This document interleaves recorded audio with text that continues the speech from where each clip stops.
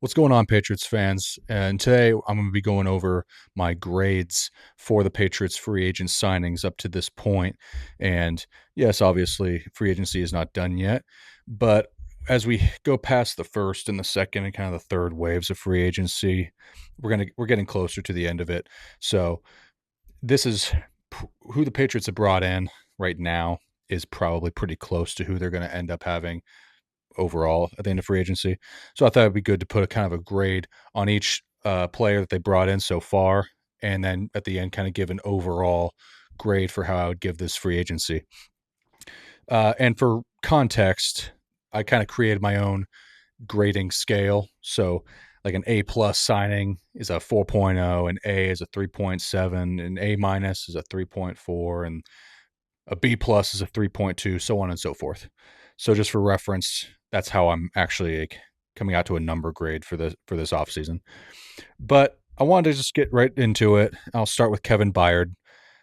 Kevin Byard to me is an A plus signing right off the rip. Yes, he's 32 and he'll be 33 like halfway through the season. He did not play like it this past season. He had 7 interceptions, which led the NFL. He plays that deep free safety role, which the Patriots have not had a true deep safety since Devin McCourty. Uh, and so it's a big position of need. He brings in tremendous veteran presence, of tremendous veteran experience. And from what we saw from last season, his age doesn't really matter right now. I have no reason to suspect that he's not going to be able to play at a high level again for us this season. It is a 1-year deal. It's only $9 million, so it doesn't break the bank. I think it's just a perfect signing for what it is. If it's truly a 1-year rental, and you draft a guy like Bud Clark or something in this year's draft to kind of groom and develop into that eventual long term deep free safety role, I think he's a tremendous guy to learn from. So I got to give Kevin Byard an A plus. I'm really excited to see him added to this already very good secondary that the New England Patriots have. Next up, I'm going to go with Julian Hill. I'm just going to give it a C minus. He's not going to give you a whole lot in the receiving game. He's never scored a touchdown, and I believe it's under 10 yards per reception for his career up to this point. Kind of one of those move tight ends, but he's really just more of an inline blocker. He's a good blocker. And I think that for those packages where you want to run the ball and you want to put in an extra tight end or something, I think he's actually going to do really well with that. So if the Patriots' identity that they want to have this coming season is to run the ball more, then I think Julian Hill will be a fine addition for what you want him to do. They're going to need help at tight end from a receiving standpoint because Julian Hill is not enough to replace even the production of Austin Hooper. So I don't know if they're going to go for a tight end high in the draft, or if they maybe go after, an Njoku or a, uh, you know, the dude from Tennessee. Forgetting his name, Chick, Awuzium, I think his name is. Not important. uh, Mike Brown, the safety. I'm giving it a C. Solid player, not really a starter, right? But he gives you depth, good veteran depth, at a big position of need from a depth perception. Safety going into this offseason, like nobody was really mentioning it all that much, because we were good at strong safety. I mean, Craig Woodson is going to be the long term strong safety for us. We're good at corner, but free safety was a sneaky huge need going into this offseason because there's no depth there at all. So to go with Kevin Byard and Mike Brown right off the rip with 2 safeties in this free agent cycle is important. Uh, I'm not looking at Mike Brown as anything more than just a depth rotational piece, but he's not a bad player. He's had his moments, so I think a C for what it is. If you were to sign him with the anticipation of making him a starter, I think it'd be like a D grade. But you're signing him to be a good rotational depth piece. For that reason, I give it a C. Let's go with Draymond Jones. I'm going to give it a B minus. He is not quite in his prime anymore. He's 29 years old, so he's not old per se, right? Um, he's coming off of a career year with 7 sacks, but when 7 sacks is your career high, I would hardly say that you're like the new franchise edge rusher. He's going to be a good, reliable veteran edge rusher, but he's not quite the consistent elite edge rusher that we're going to need going forward.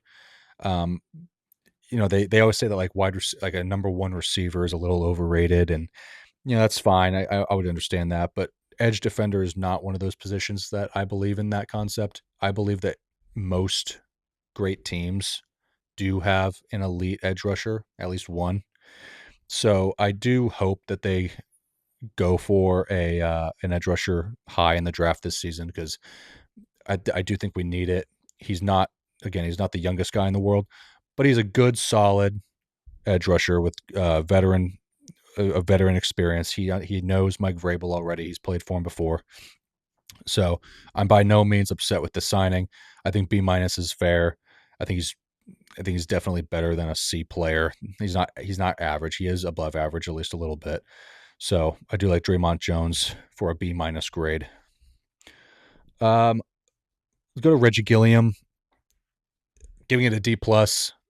And honestly, I'm not giving the D plus for the player for how he is as a player. Reggie Gilliam is a really good hard nosed fullback, but I'm giving it a D plus because I think it's an unnecessary signing.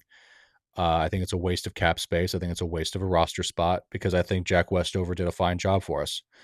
Uh, Jack Westover was signed as a tight end. He played tight end in college, and New England thrusted him into a full time kind of fullback role.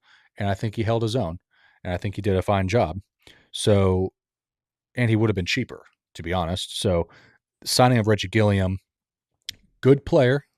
He's a good fullback, but it's an extremely unnecessary signing, in my opinion. Waste of cap space. So, D plus, I think, is a fair grade for it. Now we're going to go into the two big name offensive guys we've taken so far. I'll start with Elijah Vera Tucker, who I'm going to give a B plus. Now, the reason that this is not an A for me, which it would be, right, if he was more consistently healthy. Elijah Vera Tucker has all pro guard ceiling capabilities when he's healthy, but he has not been on the field nearly often enough for me to have that A plus confidence in him going forward. He is one of the best guards in the league when healthy.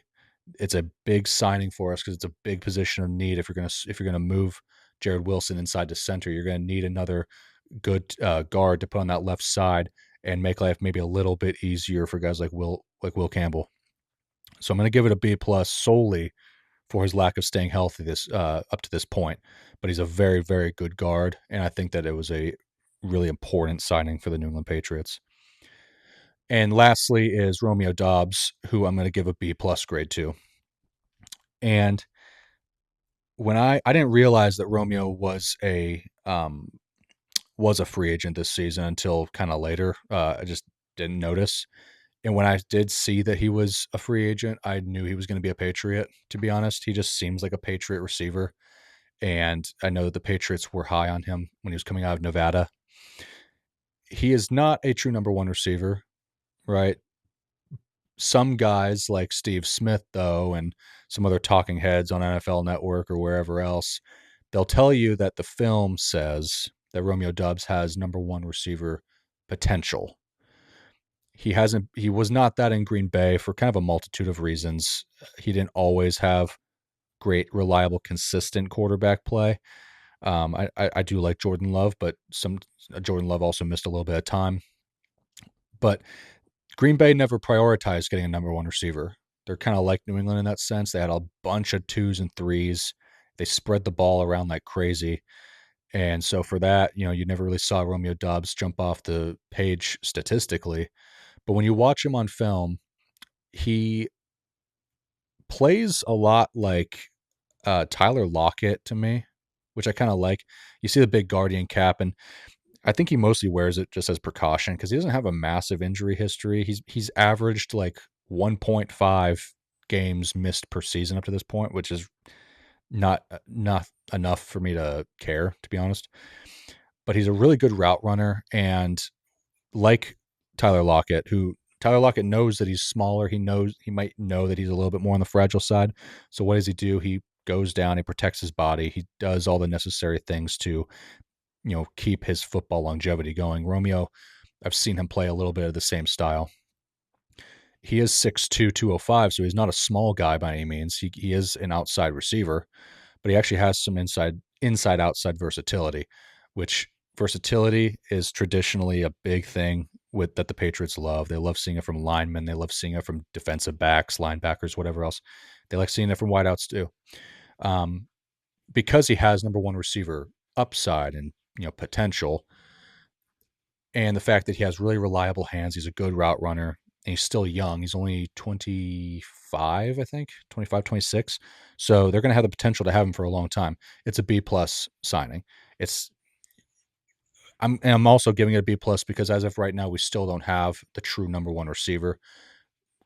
Remains to be seen if they bring back Stephon Diggs. And and I don't really consider Stephon Diggs a true number one anymore. I didn't even consider him a true number one last season, despite 1,000 yards and 80 plus catches. But um, if you're signing him with the hope that he'll be a number one receiver, then I think you're going to be really disappointed.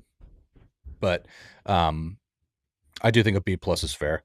So if you kind of calculate all of these things and mathematically it comes out to a B minus overall offseason for the Patriots.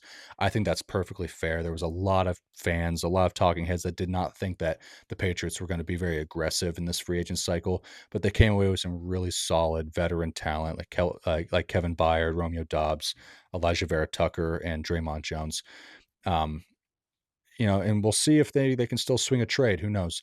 So I think that this offseason was surprisingly good. I think that they were surprisingly um, active because they were really active last season's free agency. And so the kind of the chronic pessimist in me is saying, well, they're not going to have back-to-back free agency cycles where they're super aggressive. And I wouldn't say they were super aggressive per se this cycle, but they were aggressive enough. They were active. They they're spending their money wisely. So I really like it so far.